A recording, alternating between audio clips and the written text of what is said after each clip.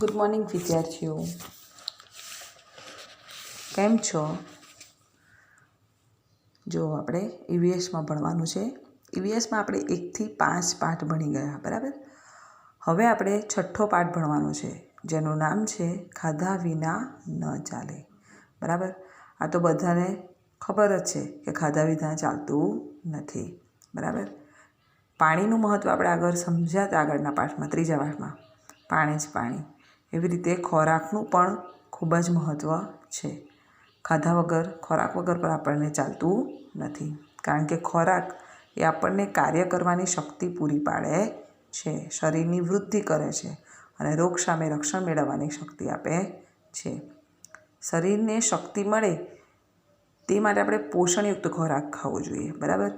તમને ભાવતી જ વસ્તુ ખાવી જોઈએ એવું ના હોય. આપણે બધું જ ખાવું જોઈએ, જેથી આપણને બધામાં જ શાકભાજી, કઠોળ, ફળ, અનાજ બધામાં રહેલા પોષક તત્વો આપણા શરીરને પૂરતા પ્રમાણમાં મળી રહે, જેથી આપણે સ્વસ્થ, તંદુરસ્ત રહી શકીએ અને રોગના ભોગ ન બનીએ, બરાબર.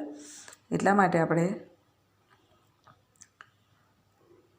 ખોરાક જરૂરી છે, એટલે ખાધા વિના ન ચાલે એવું પાઠનું નામ આપવામાં આવ્યું છે, બરાબર. તો જુઓ, આપણે ભણીએ આગળ. ચોપડીમાં જુઓ, પાન નંબર 38 પર, પહેલા પાના પર તમને ચિત્ર દેખાઈ જ રહ્યું હશે, બરાબર. આ ચિત્રમાં જુઓ, તમારા જેવા છોકરાઓ ભેગા થયા છે અને વાતો કરે છે કે એમણે શું જમ્યા હતા, શું નહીં, એવું બધું, બરાબર. જો પહેલાં, ગઈ રાત્રે મેં બાજરીનો રોટલો અને ગોળ ખાધા હતા.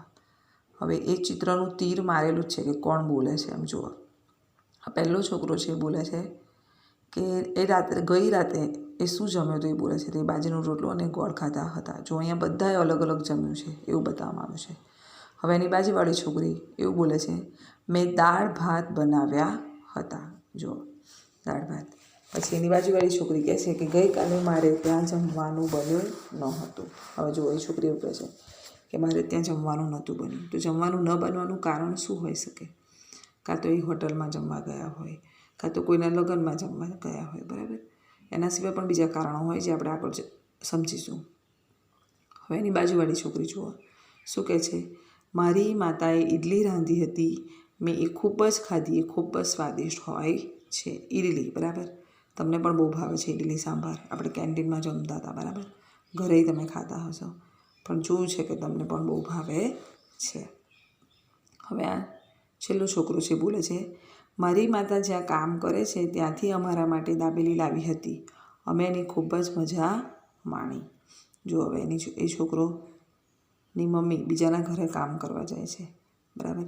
તમારા ઘરે પણ કામવાળી આવતા હોય તો તમે એમને જમવાનું આપતા હોય, એ રીતે આ છોકરાની મમ્મી બીજે કામ કરવા જાય છે તો ત્યાંથી એમને દાબેલી આપી છે, એ એણે ખાધી હતી અને મજા આવી એમ. હવે જુઓ, છેલ્લે એક છોકરી છે, ચિત્રમાં દેખાઈ રહ્યું છે કે છોકરી અપંગ છે એમ.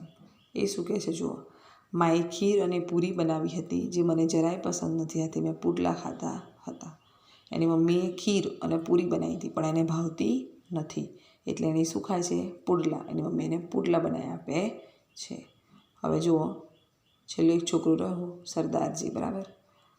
માથે બાંધેલું છે તે છોકરો. એ શું બોલે છે કે હું મારા દાદી સાથે લંગર માટે ગુરુદ્વાર ગયો હતો, અમે રોટલી અને દાળ જમ્યા. જુઓ, આ એની દાદી સાથે ગુરુદ્વારમાં, જેમ હિન્દુ મંદિરમાં જાય, મુસલમાન મસ્જિદમાં જાય, એ રીતે શીખ લોકો ગુરુદ્વારમાં જાય તો ત્યાં લંગર એટલે જમણવાર એમ.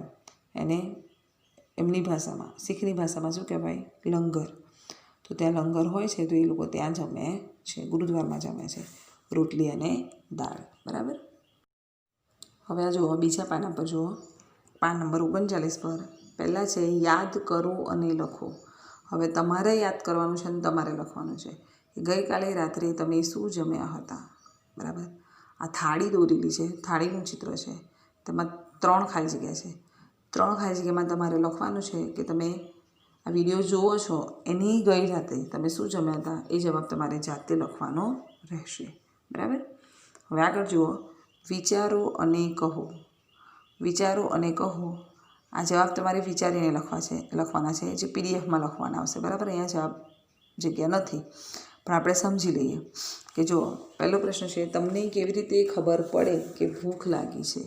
આ જવાબ તમારે જાતે જ લખવાનો હોય, વિચારવાનો હોય, કેમ કે બધાને અલગ અલગ થતું હોય ભૂખ લાગતી હોય તો પણ આપણે જોઈ લઈએ કે મોટાભાગે ભૂખ લાગતી હોય તો પેટ ખાલી ખાલી લાગે, કામ કરવાની ઈચ્છા ન થાય, આપણા શરીરમાં તાકાત નથી એવું જણાય, બરાબર, કંઈક ખાવું છે એવું મન થાય, બરાબર. એના ઉપરથી આપણને લાગે કે આપણને ભૂખ લાગી છે. બીજો પ્રશ્ન, શું તમારે ઘરે જમવાનું બન્યું ન હોય તેવું થયું છે? બરાબર. કોઈ દિવસ એવું બન્યું છે કે તમારા ઘરે જમવાનું ન બન્યું હોય? તો એ તમારે વિચારવાનું છે અને પછી લખવાનું રહેશે. આ પ્રશ્નો પીડીએફમાં લખવાના છે. તો પણ આપણે જોઈ લઈએ કે આપણી મમ્મી બીમાર હોય, બરાબર, તો આપણા ઘરે વધારે પડતી બીમાર હોય તો આપણા ઘરે જમવાનું ન બને તો બહારથી જમવાનું આવે, બરાબર. કાં તો આપણે મેરેજમાં ગયા હોય, કાં તો આપણે હોટલમાં ગયા હોય, બરાબર. અમુક ગરીબ લોકો હોય કે જે માંગીને ખાતા હોય તો એ રીતે પણ એમની ઘરે જમવાનું ન બન્યું હોય. પણ તમારે અહીંયા તમારું કારણ લખવાનું છે કે કોઈ દિવસ એવું બન્યું હોય તો એ દિવસે કેમ તમારા ઘરે જમવાનું નહોતું બન્યું એ લખવાનું રહેશે. જોવા છે ત્રીજો પ્રશ્ન, એક બાળકના ઘરમાં જમવાનું બન્યું ન હોય એનું કારણ શું હોઈ શકે? કોઈ એક બાળક છે એ ખાલી વિચારવાનું છે, ગમે તે કોઈ બાળકની વાત છે, તો એના ઘરે જમવાનું નથી બન્યું તો શું કારણ હોઈ શકે? તો જુઓ, આપણે આગળ જોયું એમ જ કે બાળકના ઘરે જમવાનું નહીં બનવાના અનેક કારણો હોઈ શકે, જેવા કે બાળકના માતા પિતા ગરીબ હોય કે જેઓ 2 ટંકનું જમવાનું મેળવી શકતા નથી. બીજું કે બાળકની માતા બીમાર હોય અને પિતા મજૂરી કરવા ગયા હોય તો પણ જમવાનું બની શકતું નથી, બરાબર. ચોથો પ્રશ્ન જુઓ, શું બધા બાળકોએ ગઈકાલે એક સરખો ખોરાક ખાધો હતો? કેમ? આપણે જોયું, બરાબર, કે આ ચિત્રમાં પણ બધાએ અલગ અલગ જ ખાધું છે. અને તમારી વાત છે અહીંયા તો આપણે વર્ગખંડમાં આવતા હોત તો આપણે બધાને પૂછત, બરાબર, કે અમુક લોકોનું સરખું આવત, મોટાભાગે તો બધાનું અલગ અલગ જ હોત, બરાબર. બધા બાળકોનો અલગ અલગ જ ખોરાક હોય. કેમ કે બધાના ઘરમાં બધાની ઈચ્છાઓ અલગ હોય, બધાને ગમતું ના ગમતું, બરાબર, પસંદ અલગ અલગ હોય, બધાના શોખ અલગ અલગ હોય. પછી આગળ આપણે પાઠમાં જોવાનું હશે કે બધાનું રહેઠાણ પણ અલગ અલગ હોય, એટલે બધાનું જમવાનું પણ અલગ અલગ હોઈ શકે છે.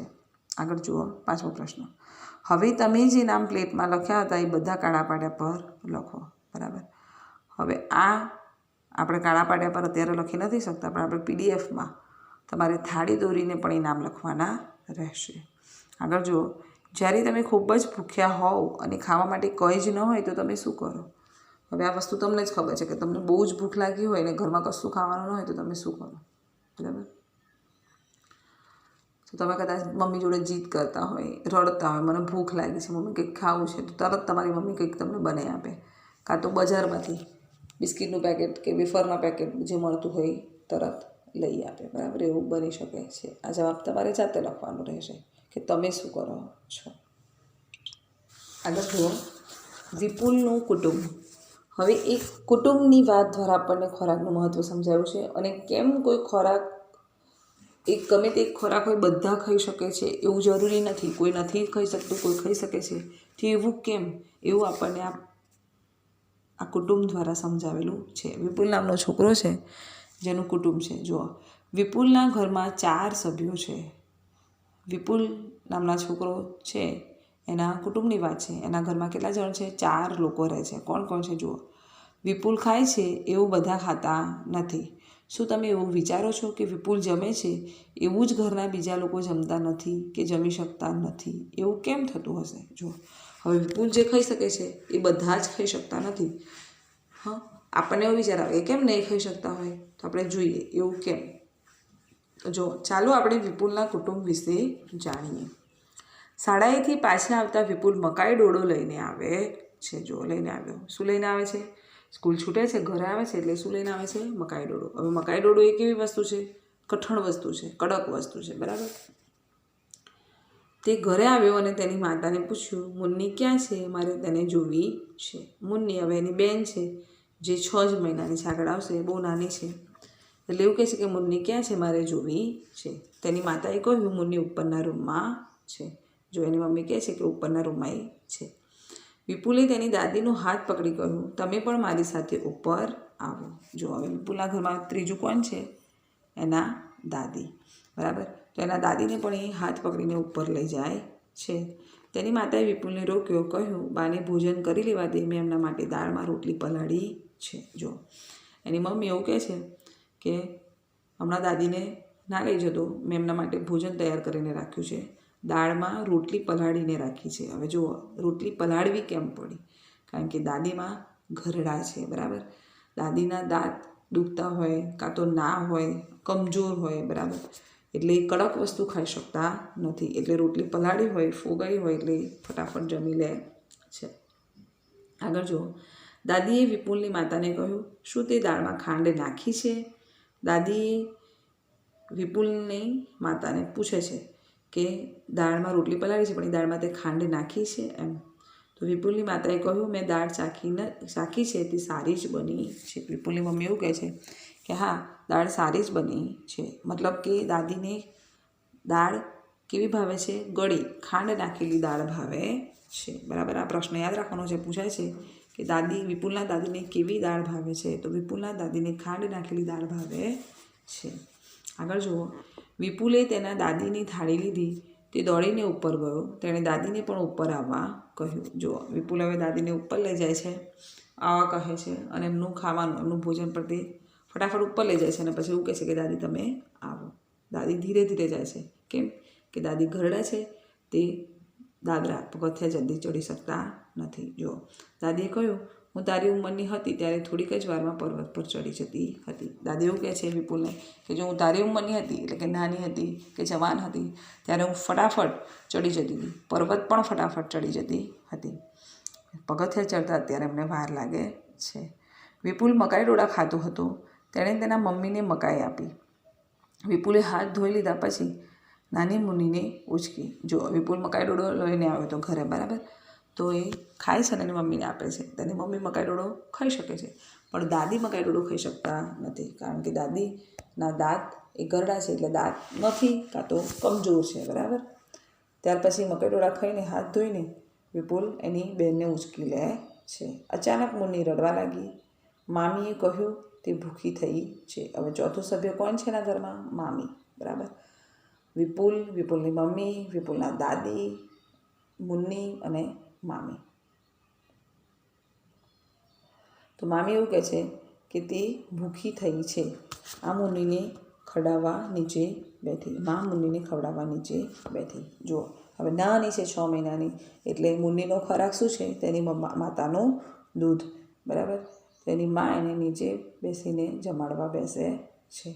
મુન્ની રડે છે, એટલે મામી કહે છે, તો મા એને લઈને જમાડવા બેસે છે. મતલબ માતાનું દૂધ, એમને 6 મહિનાની છોકરી છે, નાના છોકરા છે, એમને બીજું કંઈ જ ખાવાની જરૂર પડતી નથી, કારણ કે એમના માતાના દૂધમાં જ બધા પોષક તત્વો રહેલા હોય છે. હવે જુઓ, પ્રશ્નના જવાબ છે, વિચારો અને લખો. આ પ્રશ્નના જવાબ અહીંયા લખેલા જ છે, જે તમારે જોઈને હોમવર્કમાં લખવાના રહેશે. પહેલો પ્રશ્ન જુઓ, દાદી કેમ જલ્દી દાદર ચડી શકતા નથી? તો જુઓ, દાદી ખૂબ જ ઘરડા, મોટી ઉંમરના હોવાથી અશક્ત છે, તેથી તે જલ્દી દાદર ચડી શકતા નથી. બીજો પ્રશ્ન, દાદીને કેવી દાળ પસંદ છે? તો દાદીને ખાંડ, ગળપણ નાખેલી દાળ પસંદ છે. ત્રીજો પ્રશ્ન, તમને કેવી દાળ ભાવે છે? હવે આ પ્રશ્ન તમારે જાતે લખવાનો છે કે તમને કેવી દાળ ભાવે છે, તમને જ ખબર છે, બરાબર. હવે જુઓ, ચોથો પ્રશ્ન, વાર્તામાંના કેટલા સભ્યો મકાઈ ડોળા ખાઈ શકે છે? કેમ? હવે આપણે જોયું પાઠમાં, વાર્તામાં, કે વાર્તામાંના 3 સભ્યો, વિપુલ, તેની મમ્મી અને તેના મામી, મકાઈ ડોળો ખાઈ શકે છે, કારણ કે તે ઘરડા નથી, તેમના દાંત મજબૂત છે. આગળ, શું ઘરડા લોકો મકાઈ ડોળો ખાઈ શકે? કેમ? તો ના. હવે આ જવાબ અહીંયા લીટી નાની હતી ને, તો પહેલાં આપણે એવું લખવું પડે કે ના, ઘરડા લોકો મકાઈ ડોળો ખાઈ શકે નહીં. પણ અહીંયા ખાલી ના લખ્યું છે, કારણ કે જગ્યા ન હતી. કેમ નથી ખાઈ શકતા? તો જુઓ, કારણ કે તેમના મોટા ભાગના દાંત પડી ગયા હોય છે, અને થોડા દાંત હલતા હોવાથી કે દુખતા હોય છે, તેથી તે મકાઈ ડોળો ખાઈ શકે નહીં. છેલ્લો પ્રશ્ન, 4 મહિનાની મુન્ની તેની માતાના દૂધ પર રહે છે, એ તેનો એકમાત્ર ખોરાક કેમ હશે? જુઓ, 6 મહિનાની નહીં, 4 મહિનાની છે એની બેન, તો તેના માતાના દૂધ પર જ રહે છે, એવું કેમ? તો નાના નવજાત બાળકોને દાંત હોતા નથી, એટલે બીજું કંઈ ખાઈ શકતા નથી. આથી તેઓ પોતાની માતાના દૂધ લે છે, પોતાની માતાના દૂધ પર જ રહે છે, કારણ કે માતાનું દૂધ એ સંપૂર્ણ ખોરાક છે, તેમાં બધા જ પોષક તત્વો રહેલા હોય છે. બરાબર. આગળ જુઓ, પૂછો અને લખો. હવે આ પૂછવાનું છે અને લખવાનું છે. હું તમને જવાબમાં કહી દઉં છું, અહીંયા લખેલા પણ છે, જે તમારે હોમવર્કમાં લખવાના રહેશે. પહેલાં છે શું ખાઈ શકે, પછી છે શું ના ખાઈ શકે. બરાબર. હવે પહેલાં બાળક, તો બાળક શું ખાઈ શકે અને શું ના ખાઈ શકે એ લખવાનું છે. તો પહેલાંમાં જુઓ, બાળક દૂધ, પાતળી દાળ અને ખીચડી આવું બાળક ખાઈ શકે. બરાબર. નાનું બાળક કે જેના દાંત 4 મહિનાનું બાળકની વાત નથી, અહીંયા 1-1.5 વર્ષના બાળકની વાત છે, કે જેને દાંત ઓછા હોય કે 2-3 જ આવ્યા હોય, તો એ દૂધ, પાતળી દાળ અને ખીચડી જેવા ખોરાક ખાઈ શકે છે. શું ના ખાઈ શકે, તો મકાઈ, મગફળી, ભાખરી, શાક, ફળ આવું ખાઈ શકશે નહીં. હવે આગળ જુઓ, યુવાન. બરાબર. એટલે જવાન, છોકરા, છોકરીઓ, સ્ત્રી, પુરુષ બધાની વાત છે. તો એ શું ખાઈ શકે, તો એ લોકો બધું જ ખાઈ શકે છે. એટલે ટૂંકમાં લખવાનું છે ખાવાની બધી જ વસ્તુઓ, એટલે ખાવાની બધી જ વસ્તુ એ ખાઈ શકે છે. શું ના ખાઈ શકે, તો એમાં કશું જ ના આવે, એમાં તમારે ખાલી ખાલી જગ્યા કરી દેવાની છે, કારણ કે યુવાન એ બધું જ ખાઈ શકે છે. હવે છેલ્લે છે વૃદ્ધ, એટલે કે ઘરડા માણસો. તો ઘરડા માણસો શું ખાઈ શકે, તો દાળ ભાત, દૂધ, ખીચડી, રોટલી, શાક. બરાબર.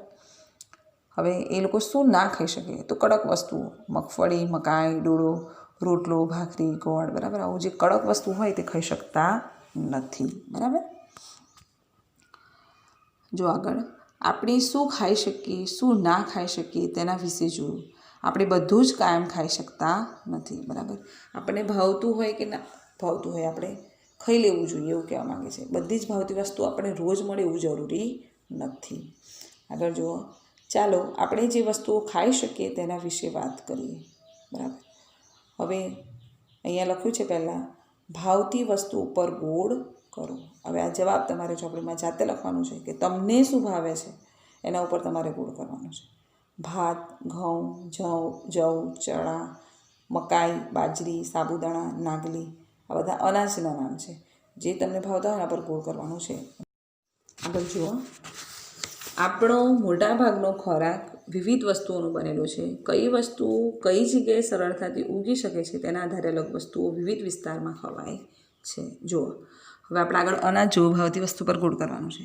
તો એ બધા અનાજ, બરાબર, બધી જગ્યાએ થતા હોય, એટલે જગ્યા એટલે અહીંયા ભારતના બધા વિસ્તારોની વાત છે. બરાબર. બધા રાજ્યોની વાત છે. તો અમુક એવું હોય કે આ વસ્તુ અહીંયા વધારે, જેમ કે આપણા ગુજરાતમાં મગફળી છે, બરાબર, વધારે થતી હોય એ રીતેની વાત છે, કે કયા વિસ્તારમાં કઈ વસ્તુ. અસમ છે દાખલા તરીકે, અસમ રાજ્ય, તો ચા વધારે થાય છે. તો એ રીતે જ્યાં વસ્તુ, અમુક વિસ્તારમાં વસ્તુ સરળતાથી ઊગી શકતી હોય એના જમીનના કારણે, ફળદ્રુપ જમીનના કારણે, એવી રીતે જે પાકને જે વસ્તુ જરૂરી છે ત્યાં મળી રહેતી હોય તો ત્યાં ફટાફટ ઉગી શકતી હોય છે અને વધારે સરળતાથી મળી શકતી હોય છે. તો એ રીતે પણ ત્યાં જે વસ્તુ વધારે ઉગે છે એ વસ્તુનો ઉપયોગ એ પ્રદેશમાં વધારે થતો હોય. બરાબર. તો એ પ્રમાણે પણ ત્યાં વસ્તુ વધારે ખવાતી હોય. તો જુઓ, અગાઉ જણાવેલ વાનગીઓ વધારે ક્યાં જમવામાં આવે છે એ લોકો. અગાઉ એટલે આપણે જે આગળ ગોળ કર્યું તેની વાત છે. ઘઉં, જવ, જુવાર એ બધું આપણે જોયું કોષ્ટકમાં એની વાત છે. તો જુઓ, પહેલાં આપણે આમાં 2 જ લીટી છે ને, તો જવાબમાં તમે વધારે પણ હોય બધા રાજ્યના બધા વિસ્તારનું લખવું હોય તો હું સમજાય તો તમને બધું, પણ અહીંયા લખવાનું છે તમારે, અહીંયા જે છે એટલું જ. તો જુઓ, ભાત એટલે એ શામાંથી બને, ચોખામાંથી, ડાંગરમાંથી. તો એ ક્યાં વધારે થાય છે, જુઓ ક્યાં વધારે ખવાય છે, કેમ કે એ રાજ્યમાં ચોખા વધારે થાય છે તો ભાતનો ઉપયોગ પણ વધારે થાય છે. જેમ કે તમિલનાડુ, આંધ્રપ્રદેશ, ઓડિશા, કેરળ, પશ્ચિમ બંગાળ, બિહાર, દક્ષિણ પૂર્વ પ્રદેશ રાજ્યોમાં ભાત વધારે ખવાય છે. પછી ઘઉં, રોટલી મતલબ, એટલે ઘઉં આ પ્રદેશમાં વધારે થાય છે. હરિયાણા, પંજાબ, મધ્યપ્રદેશ, ગુજરાત, ઉત્તર પ્રદેશ વગેરે. બરાબર. ઉત્તર પશ્ચિમના રાજ્યોમાં ઘઉં વધારે ખવાય છે. ત્યાર પછી છે બાજરી. તો બાજરી ગુજરાત, રાજસ્થાન વગેરે રાજ્યોમાં બાજરી વધારે ખવાય છે. આપણા રાજ્યમાં બાજરી વધારે થાય છે. જુઓ. પછી મકાઈ, રાજસ્થાન, પંજાબ, ઉત્તર પ્રદેશ તેમજ ગુજરાતના દક્ષિણ અને પૂર્વ ભાગના આદિવાસી વિસ્તારમાં મકાઈ વધુ ખવાય છે. પછી છે જવ. પંજાબ, મહારાષ્ટ્ર, ગુજરાત, ઉત્તર પ્રદેશ, હરિયાણા વગેરે રાજ્યોમાં જવ વધુ ખવાય છે, કારણ કે ત્યાં જવની ખેતી વધારે થતી હોય. ચણા મધ્યપ્રદેશ, મહારાષ્ટ્ર, રાજસ્થાન, ઉત્તર પ્રદેશ, આંધ્રપ્રદેશ, કર્ણાટક અને ગુજરાતમાં ચણા વધુ ખવાય છે. બરાબર. આગળ જુઓ સાબુદાણા. તો તમિલનાડુ, કેરળ, આંધ્રપ્રદેશ અને ગુજરાતમાં સાબુદાણા વધુ ખવાય છે. નાગલી મહારાષ્ટ્ર, કર્ણાટક, ગુજરાત, અસમ, પશ્ચિમ બંગાળ વગેરે રાજ્યોમાં નાગલી વધુ ખવાય છે. બરાબર. જો આ બધા રાજ્યોના નામ હતા કે ક્યાંક વધુ બને છે. આપણે અહીંયા વધારે જગ્યા નથી એટલે એક એક રાજ્યનું નામ લખેલું છે બધી વસ્તુ જોડે, જે તમારે લખવાનું રહેશે. આગળ જુઓ, આપણે સરખી વસ્તુઓ જુદા જુદા પ્રકારની વાનગીઓ બનાવવા પણ ઉપયોગ કરીએ છીએ. ચોખાને ઘઉંમાંથી બનાવી શકાય તે બધી વસ્તુઓના નામ લખો. બરાબર. એક જ વસ્તુમાંથી બીજી અલગ અલગ ઘણી બધી વસ્તુ બનતી હોય છે. બરાબર. જેમ કે ઘઉં, તો ઘઉંમાંથી રોટલી બને, પૂરી બને, શીરો બને, લાડુ બને, લાપસી બને. બરાબર. તો એ રીતે અહીંયા તમારે કોષ્ટકમાં લખવાનું છે. પહેલાં કોષ્ટકમાં વચ્ચે લખેલું છે ઘઉં, તો રોટલી લખેલું છે. તો 1 2 3 4 અને 5 બીજા 5 નામ તમારે જાતે લખવાના છે. મેં હમણાં સમજાવ્યા એ રીતે. પૂરી, શીરો, લાડુ, ખાખરા, બરાબર, થેપલા, આ બધું ઘઉંમાંથી બને છે. હવે બાજુમાં એ રીતે ચોખાનું લખવાનું છે. જેમ કે ચોખા એક જ વસ્તુ છે, પણ એમાંથી કઈ કઈ વાનગીઓ બને છે. તો અહીંયા પુલાવ લખેલું છે, તો આ 5 ખાના તમારે ભરવાના છે. હું સમજાવી દઉં તમને કે ચોખામાંથી પુલાવ, પછી ખીર પણ બને. બરાબર. પછી ઈડલી, ઢોસા, ઢોકળા, બરાબર, અને ખીચડી, બરાબર, એ પણ બને છે. એ રીતે તમને જે વાનગી ખબર હોય એ તમે લખી શકો છો. એવું નહીં કે હું બોલીએ જ મેં તમને સમજાવ્યા, જવાબ તમારે જાતે લખવાનો રહેશે. આગળ જુઓ, તમે કેટલીક વસ્તુઓ લખી શકો. તમારે જે લખવું હોય મતલબ લખી શકો. આ જ રીતે વિવિધ કઠોળ, શાકભાજી, ફળ, માંસ વગેરે જુદી જુદી વસ્તુઓ જમવામાં લેવાય છે. લોકોની પસંદ અને નાપસંદ અલગ હોય છે. ચાલો આપણે તે વિશે વાત કરીએ. બરાબર. આવી રીતે ખોરાકમાં કઠોળ ખવાય, શાકભાજી ખવાય, ફળ ખવાય, માંસાહારી માંસ ખાતા હોય લોકો માંસ ખાય, બરાબર, ઈંડા ખાય, એ રીતે. તો એવી રીતે બધાની પસંદ અલગ અલગ હોય છે. ખાવાની પસંદ કેવી હોય છે? અલગ અલગ. મને દાખલા તરીકે મને કારેલા ભાવે છે પણ તમને નથી ભાવતા. એ રીતે બધાની પસંદ નાપસંદ અલગ હોય છે. તે આપણે જોઈએ. જો વિચારો અને લખો. હવે આ પ્રશ્ન તમારે જાતે લખવાનો છે, કેમ કે તમને શું ગમે છે એ તમને જ ખબર છે. તમને શું નથી ગમતું એ પણ તમને ખબર છે. આ ક્લાસમાં હોત આપણે વર્ગખંડમાં તો આપણે બધાની જ પસંદ નાપસંદ આપણને ખબર પડે ચર્ચા કરીને. તો અહીંયા હવે તમારે જાતે જવાબ લખી દેવાનો. તમને જમવામાં પસંદ અને નાપસંદ હોય તેવી 3 વાનગીઓના નામ લખવાના છે. જુઓ, પહેલાં પસંદ હોય તો 3 બોક્સ છે, એમાં તમારે પસંદ હોય એવા 3 વાનગીઓ લખવાની. પછી નાપસંદ હોય તો એ 3 બોક્સમાં તમારે જે નાપસંદ હોય એ લખવાનું રહેશે. બરાબર. હવે જો આ પ્રશ્નો વિચારો અને કહો. હવે આ પ્રશ્નો તમારે પીડીએફમાં લખવાના આવશે. આપણે જોઈ લઈએ. પહેલો પ્રશ્ન, તમારી અને તમારા મિત્રોની પસંદ સરખી છે? હવે આ વસ્તુ તમને જ ખબર છે. આપણે વર્ગખંડમાં હોત તો આ બધાને પૂછોત એટલે ચર્ચા કરો તો મજા આવત. બરાબર. પણ તમે ઘરમાં તમારા ભાઈ બહેનને કે તમારો મિત્ર હોય એને ફોન પર પણ પૂછી શકો છો, તો તમને ખબર પડશે કે તમારા અને તમારા મિત્રોની પસંદ સરખી છે. બરાબર. અમુક મિત્રોની સરખી હોય, લગભગ મોટાભાગે સરખી હશે નહીં. તમારી અને તમારા કુટુંબના સભ્યોની પસંદ સરખી છે. હવે તમે ઘરમાં તમને રહો છો એટલે ખબર હોય ઘરમાં પણ આપણી બધાની પસંદ મોટાભાગે અલગ અલગ હોય છે. તમારા કુટુંબના કયા સભ્યોની પસંદ જુદી છે? હવે તમને તમારા મમ્મી અને તમારી પસંદ સરખી હોય, કાં તો તમારા મમ્મી અને તમારા પપ્પાની પસંદ તમારાથી અલગ હોય. બરાબર. તો એ રીતે તમારે લખવાનું રહેશે. હવે જુઓ, પાન નંબર 43 પર આ એક મહત્ત્વનું સમજવા જેવું છે, એટલે ધ્યાનથી સમજજો. અહીંયા 3 બાળકો છે જે અલગ અલગ રાજ્યમાં રહે છે, અલગ અલગ વિસ્તારમાં રહે છે. એટલે એમના ત્યાં શું વધારે થાય છે અને એમની શું વધારે પસંદ છે આપણને બતાવવામાં આવ્યું છે. જુઓ, ચાલો લોકોને શું શું ખાવું ગમે છે તેના વિશે જાણીએ. હવે પહેલી છોકરી છે જેનું નામ છે હેન્સી. બરાબર. એ બોલે છે, જુઓ, હું વલસાડમાં રહું છું. મને અને મારી માતાને ઉંબાડિયું ખાવું ગમે છે. જ્યારે અમને ઉંબાડિયું ખાવાની ઈચ્છા થાય ત્યારે અમે ખેતરમાં જઈએ છીએ અને ઉંબાડિયું ખાઈએ છીએ. જો હેન્સી બોલે છે. એ વલસાડમાં રહે છે. ક્યારે છે? વલસાડમાં. હવે એની મમ્મીને અને એને શું ભાવે છે? ઉંબાડિયું એ શું આપણે જોયું નથી, પણ લગભગ ફળ જેવું હશે, કારણ કે એ છેલ્લે બોલે છે કે ઈચ્છા થાય છે ખાવાની ત્યારે એ ક્યાં જઈને ખાય છે? ખેતરમાં જઈને ખાય છે, બરાબર.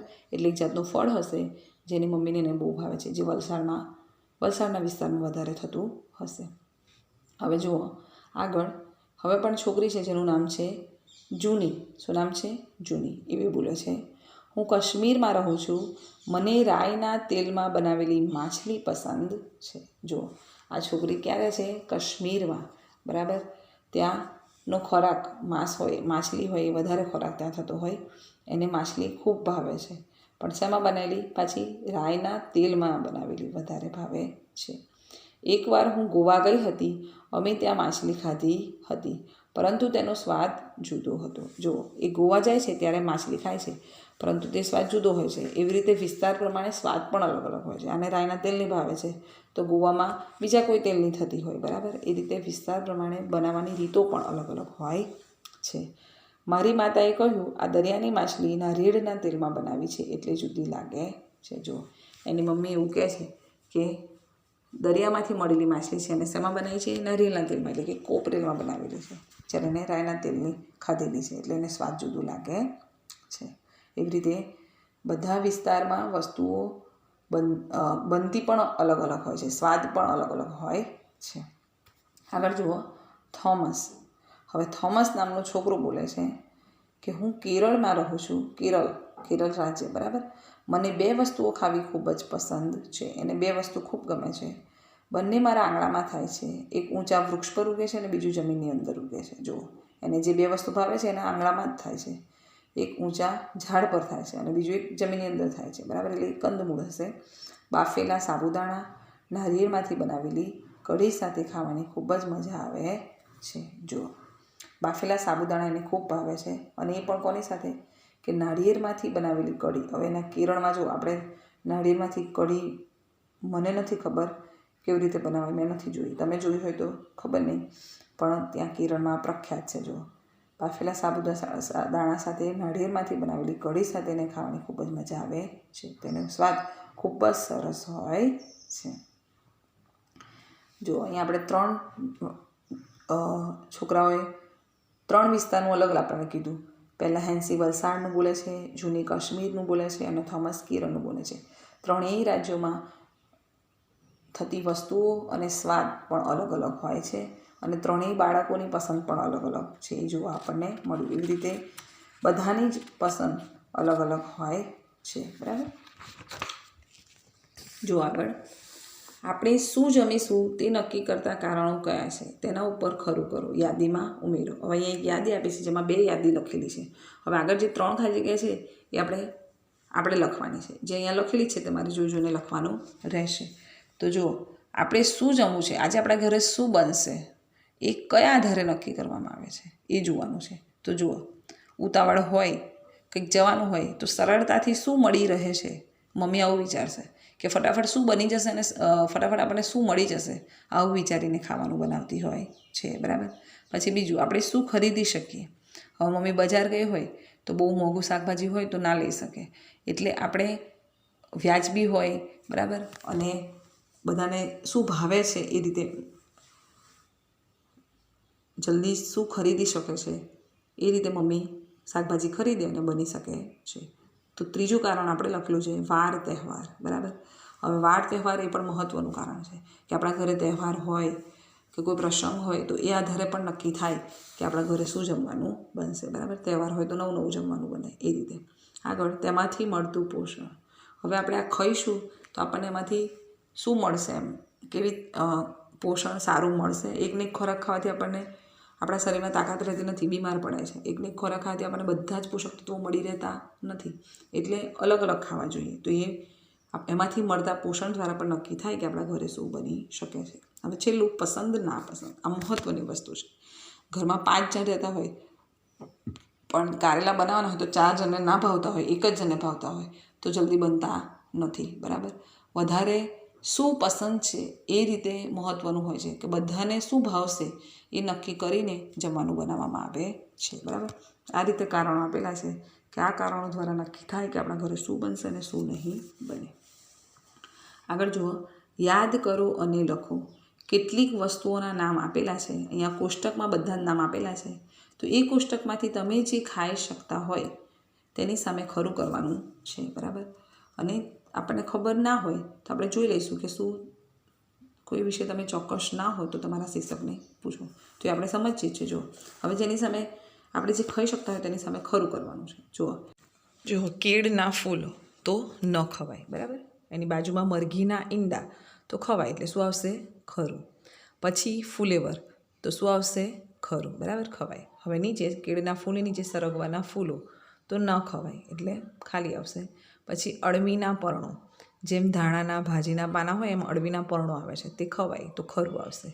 ત્યાર પછી માંસ ના ખવાય. અમુક માંસ ખવાતું હોય, બરાબર, અહીંયા ચોખવટ નથી એટલે ન ખવાયમાં ગણવાનું. ત્યાર પછી સરગવાના ફૂલોની જે જો મશરૂમ ખવાય, બરાબર, એટલે સફેદ આવે એ છત્રી જેવું, તો ખરું આવશે. પછી ઉંદર, નામ સાંભળીને જ મોં ખરાબ થઈ જાય, તો ન ખવાય, બરાબર. ત્યાર પછી ડુંગળી, તો ડુંગળી એ ખવાશે, બધા ખાય છે, તો ખબર જ છે તમને, શાકભાજીમાં આવે. ત્યાર પછી નીચે કમળનું પ્રકાંડ, મશરૂમની નીચે કમળનું પ્રકાંડ, બરાબર, કમળ ફૂલ છે એનું પ્રકાંડ, તો ન ખવાય. એની બાજુમાં માછલી તો આપણે પાઠમાં જોયું, પેલી છોકરી ખાય છે એટલે ખવાય, બરાબર. ઘણા બધા ખાતા હોય છે.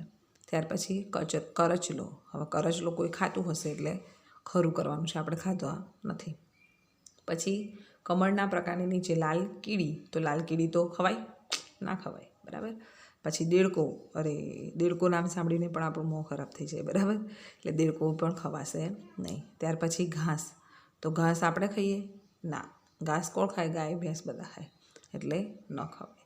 ત્યાર પછી વાસી રોટલીઓ, તો વાસી રોટલીઓ પણ વાસી ખોરાક ખાવો ન જોઈએ, આપણે એનાથી બીમાર થઈએ છીએ, એટલે વાસી રોટલીઓ ન ખવાય. ત્યાર પછી આમળા તો બધાને જ ખાતા જશો, ભાવે જ મસ્ત લાગે, આમળા ખવાય. ત્યાર પછી નાળિયેરનું તેલ, બરાબર, નાળિયેરનું તેલ પણ ખવાય, એ પણ પાઠમાં આવ્યું છે. નાળિયેરના તેલમાં બનાવેલી મછલી ગોવામાં મળે છે, બરાબર, એટલે શું આવશે? ખવાય. ત્યાર પછી છે ઊંટડીનું દૂધ, તો ઊંટડીનું દૂધ ખવાશે, બરાબર. ત્યાર પછી રોટલો, તો રોટલો તો બધાને ખબર જ છે, ખવાય, બરાબર. ત્યાર પછી છેલ્લે છે રોટલી, તો રોટલી તો બધા ખાતા જ હોય છે, બધાને ખબર છે, બરાબર. આપણા ઘરે રોટલો એવું તો બનતું જ હોય, રોટલી તો રોજ બનતી હોય, એટલે શું આવશે? ખરું, બરાબર. આમ જે વસ્તુ ખવાય છે તે આપણે ખરું કર્યું. આ તમારે જોઈને તમારી ચોપડીમાં કોષ્ટક લખવાનું છે કે જે તમે ખાધી તો નથી પણ તમને ખાવાની ઈચ્છા થતી હોય, તમને ખાવાની ઈચ્છા હોય તેવા નામ અહીંયા લખવાના રહેશે, બરાબર. જુઓ, તો હવે અહીંયા આપણો પાઠ પૂરો થાય છે. તમને પાઠમાં સમજ પડી જ ગઈ હશે. તો ખોરાક આપણા માટે શું છે, એનું કેટલું મહત્ત્વ છે એ આપણે પાઠમાં સમજ્યા. ખાધા વિના ન ચાલે, બરાબર. ખોરાક ખાવાથી જ આપણને પોષક તત્વો મળે છે, બરાબર. એટલે ભૂખ ના હોય તો બી જમવું એવું નહીં, પણ રોજ ખાવું, 2 ટાઈમ ખાવું તો જરૂરી જ છે, બરાબર. વધારે પડતું પણ ખાવું જોઈએ નહીં તો એ પણ શરીરની બગાડ કરે છે એમ. અને આપણે એવું શીખ્યા કે બધા જ વિસ્તારમાં ખાવાનું અલગ અલગ હોય છે, બધા અલગ અલગ ખાતા હોય છે, જે પસંદ નાપસંદ પર આધારે છે, વિસ્તારમાં થતા પાકના પર પણ આધાર રહે છે, બરાબર. તો તમને પાઠ સમજ પડી ગયો હશે. અંદર જે લખેલું છે એ તમારે જોઈને ચોપડીમાં લખવાનું છે, જે તમારે જાતે વિચારીને લખવાનું છે એ પણ તમારે જાતે ગૃહકાર્યમાં લખવાનું રહેશે. Okay, thank you.